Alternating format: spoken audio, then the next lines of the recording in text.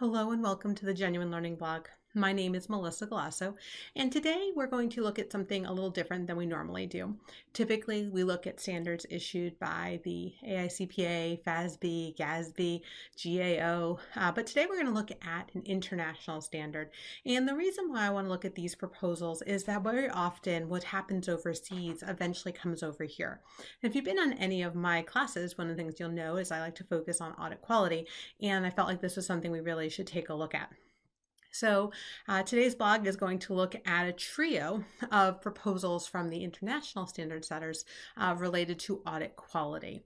And this is not a surprise. So when we look at this was actually coming out of a 2015 Enhancing Audit Quality Exposure Draft that they put out there. It was an ITC. And this is a proposal based on that background.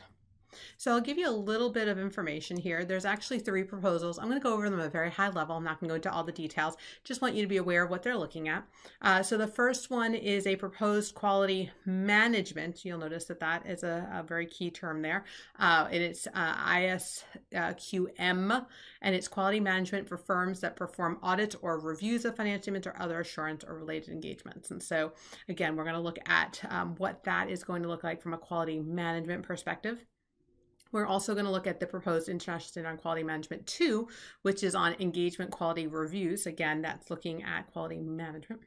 And then the third one is an ISA, very similar to AUC 220. This is ISA 220, and it's on quality management for an audit of financial statements. So this is audit specific. And again, they're really looking at how can we ensure quality audits. So that's really what the trio is all about. So why are they doing this? What was the key considerations here? Well, one, fostering an appropriate, independent, and challenging skeptical mindset.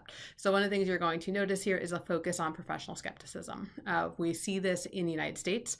The Auditing Standards Board has a project looking at professional skepticism, so we're not surprised to see this from the international standards. Encouraging proactive quality management at the firm and engagement level.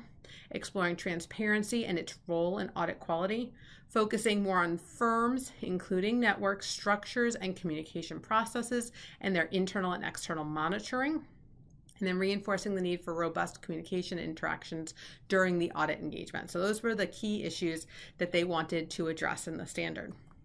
So we're going to walk through them, and I'm going to start with the ISA, right? So AUC 220 is based off of this. After the clarity standards, we try to converge as much as possible. So AUC 220 is somewhat converged with ISA 220, and they're proposing to update ISA 220. And so ISA 220, again, this whole set, this suite was issued in February, and comments are due July 1.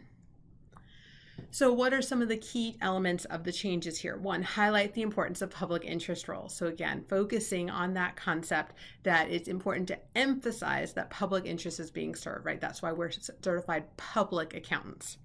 Also improve the emphasis on the importance of appropriate judgment and professional skepticism. So again, we are going to focus on that key consideration there. Clarify the role and responsibilities of the engagement partner. One of the key changes that you'll notice in ISA 220 is that currently there is something in there that says that the engagement teams are entitled to just rely on the quality, right? So firm has to have a quality system, right? So we have the SQUAShes in the United States and the quality control system. This basically says that the audit partner can't just rely on that. They have to have a little bit of due diligence as part of that process. Modernize ISA 220 for technology and changes in how we do things. All right, so you can do an entire audit now virtually. What does that look like from a quality perspective? So a little bit more focus on what does that look like from a quality perspective? What does that mean from how we write our quality control manuals? What are our expectations? So obviously audit delivery models changing, organizations can be, done differently. It's not, you don't have to have the same staffing that we used to do, geographic changes, things of that nature. And then clarify the relationship between the ISAs, and then you'll notice here the International Standard on Quality Control, which is now going to be proposed as to quality management. All right, so that's the changes proposed in the ISA. Again, very high level, not going through all of the detail. Just want you to be aware of what's happening, because very frequently what happens overseas comes to us pretty soon. And remember, we try to, as often as possible, the Auditing Standards Board really tries to make sure we converge with the ISAs wherever possible. So the next one is the Proposed International Standard on Quality Management 1. And this one's going to propose a pretty radical change to the consideration of quality control and quality management. So one of the key things here is that today the ICEs, or the ISQCs, since like we call them the squashes in the United States, they're what we call elements. And they're not as interrelated. So they're going to propose a new system. It's going to have 8 components of quality management. It has a lot of the same feelings as Green Book, COSO. They looked at a lot of those systems and really focused on what was, how can you use those best practices. And so very much an iterative process. You see sort of how the circle works. And so it comes back with governance, ethics, acceptance and continuance, engagement performance, resources, information communication, and then that monitoring, as well as the risk assessment process. So this is sort of a method of going through this. Now that risk assessment process is what we're going to focus on today, because it brings in a new concept basically of how we would do our quality control.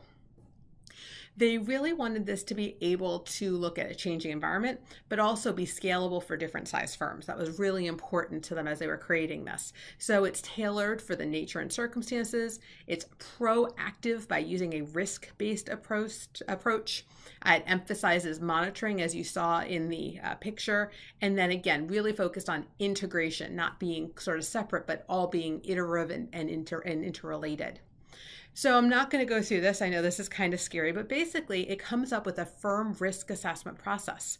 You start off by identifying and establishing quality objectives. You then assess the quality risks, and then you have to do a root cause analysis, and then you have to identify any gaps and go through the process of mitigating them. And so as you can see here, it kind of works down. You start with the objective of the firm. Then you look at the objective of quality management. Then you have all your different quality management objectives. And then if you have any missing objectives, or you have missing items that were not identified as risks, you would go through this process. And again, very much a risk-based approach to allow it to be tailored to your environment.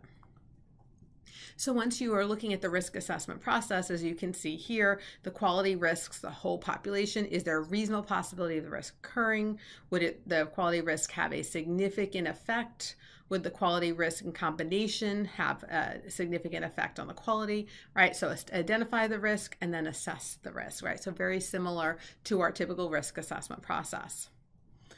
The last one I want to cover is the new one. This is a new concept here that they have, and it's ISQM2, and it's on engagement quality reviews. Again, same issuance date, same comment due date. But basically here, it's going to emphasize again the importance of having a quality review, but it's going to address some of the key issues again. So extending the requirement for an engagement quality review to engagements other than an audit of financial statements, enhancing the eligibility criteria. So this one's really focused on that criteria of being a quality reviewer, enhancing the requirements and application material regarding their responsibilities, and then again, consideration of the effects of engagement quality reviews on professional skepticism. So what you're going to notice here is in ISQM, they identify those risk assessments, and then a quality review is a response to a risk. However, ISQM2 is going to address who gets selected to do that quality review. So the appointment and eligibility of the engagement quality reviewer and the performance and documentation of that review. So ISQM is going to have the criteria for when you trigger a quality review. ISQM2 is going to say who could do that and what documentation do you need and what do they need to do in terms of performance. So they're leaving in ISQM1 the triggers of what requires an engagement quality review. So again, really interesting changes that are happening here. We see a lot of discussion on audit quality at the AICPA, and I expect to see a little bit more movement in this area going forward from the Auditing Standards Board, as well as others from the AICPA as well. So again, a little bit of a different week. I always like to try to bring up different things. So today we wanted to talk about this change in the audit quality area, as well as in engagement quality overall. So it was a pleasure having you today. Thank you for joining me on the Genuine Learning blog, and I hope to see you on a future blog. Have a great day, guys. Bye-bye.